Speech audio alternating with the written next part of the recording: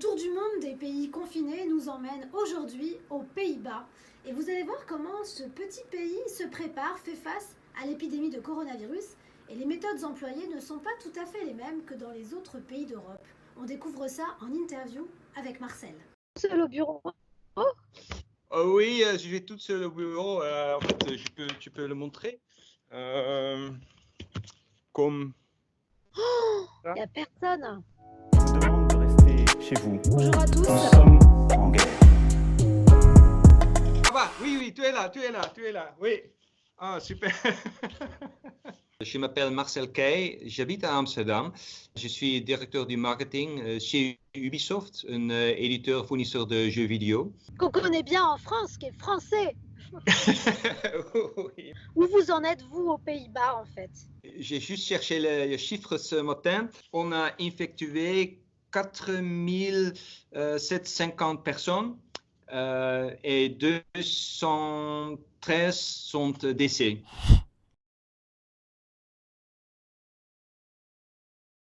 Et en fait, pour être plus précis, les gens qui sont morts, c'est environ d'un âge de 55 jusqu'à 97. We have a limited amount of beds. So The hospital.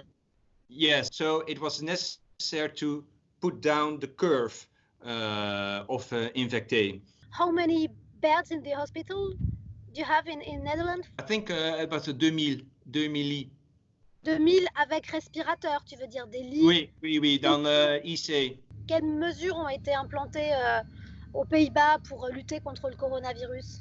Hier soir, on a le ministre-président avec un entretien et aussi le roi. Ils étaient se fâcher parce que,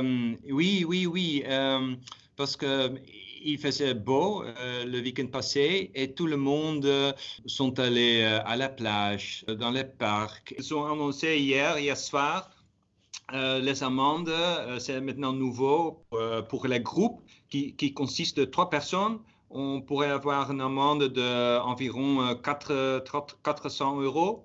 Et aussi pour les magasins. Et l'amende, c'est environ 4000 €. C'est obligatoire d'avoir une distance au moins de 1,50 m, mais aussi au bureau, naturellement. Combien de personnes, normalement, tu as sur ton plateau, là, dans l'open space? Environ 17 personnes, mais presque toute l'équipe travaille chez eux. Est-ce que vous avez des informations qui viennent de votre siège social français concernant le virus? Oui, on a des updates régulièrement. J'ai des conference calls, le coupe de fil. Nous sommes petits, nous sommes en fait comme Astérix ici en Hollande. Le village gaulois. Oui, tous les bureaux sont fermés, sauf le bureau ici aux Pays-Bas. Et les Français, ils ne comprennent pas pourquoi nous sommes encore ouverts. Oui, parce que pour nous, ça paraît surréaliste de voir vous continuez à vivre pas comme si de rien n'était, parce que le fait que le roi intervienne, le président ministre aussi, donc on sent bien que vous prenez conscience des choses. Mais hier, j'ai vu un reportage et on avait l'impression que bon, oui, il y avait un virus, mais c'était pas grave, quoi. Alors que nous, on nous montre tous les soirs des images terribles. Oui, mais tu vois que ça, c'est la différence entre quelques pays comme les Pays-Bas, mais aussi la France, l'Italie, parce que votre président, il a dit, nous sommes en guerre avec le virus. Et c'est jamais un mot qu'on peut utiliser ici aux Pays-Bas, parce que vous avez une grande histoire de la guerre, une grande armée. Nous n'avons pas eu une grande armée. Le seul ennemi qu'on a eu, c'est l'eau. Ça t'a choqué, Marcel, que lui, il emploie ce terme, nous sommes en guerre? C'est ce qu'il a dit, hein. Si notre roi ou notre ministre-président a dit ça, c'était surréaliste. On a le sentiment de France, hein, alors peut-être que c'est pas vrai, hein, que vous avez réagi un peu tardivement Qu'au début, on avait l'impression que c'était le même discours que Boris Johnson, tu sais, en Angleterre, qui disait, voilà, on va s'auto-immuniser nous-mêmes, on va résister, etc.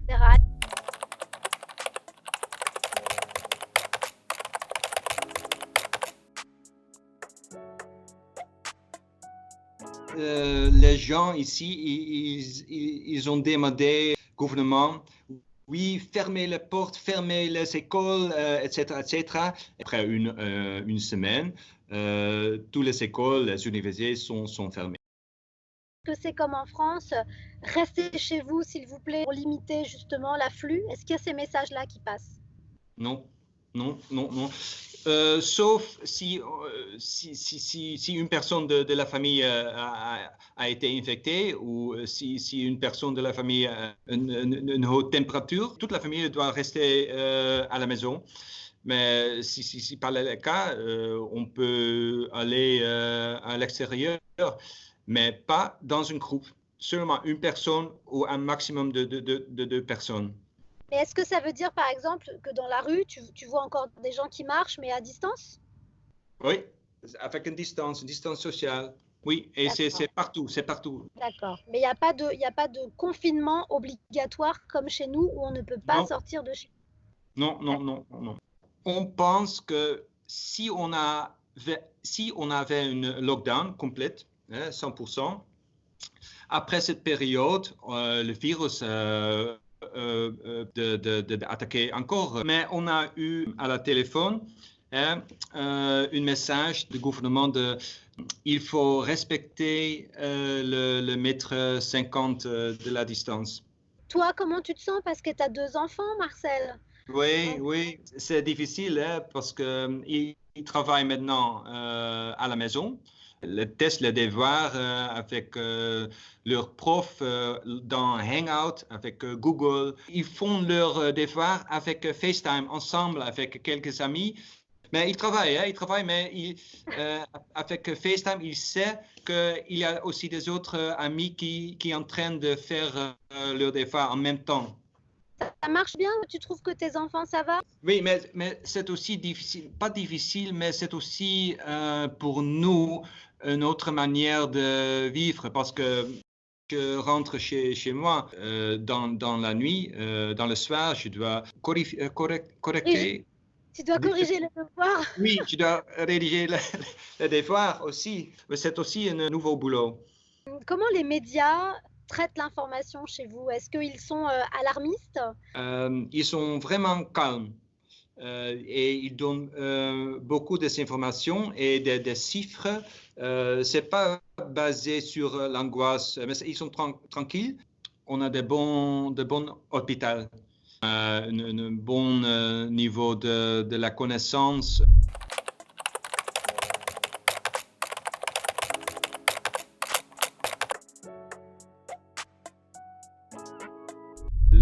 La situation en Italie et en Espagne ne cause pas une angoisse chez nous. Toi, tu te sens pas angoissé, par exemple? Ce virus qui prolifère, c'est pas quelque chose qui t'empêche de dormir ou comment tu vis les choses, toi?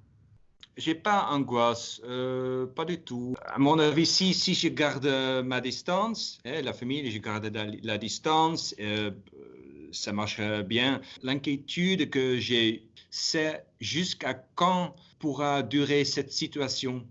Tu sais que le grand défi, c'est aussi quelle n'est pas la vérité. Parce que nous sommes habitués à croire tout qu'on vu ou lit.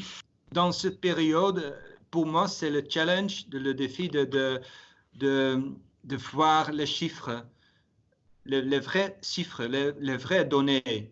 C'est une très bonne transition que tu es en train de m'offrir parce que c'est une question que j'avais aussi envie de te poser. Est-ce que vous aussi, aux Pays-Bas, il y a une prolifération de fausses informations? Oui, par exemple, il faut boire beaucoup de l'eau.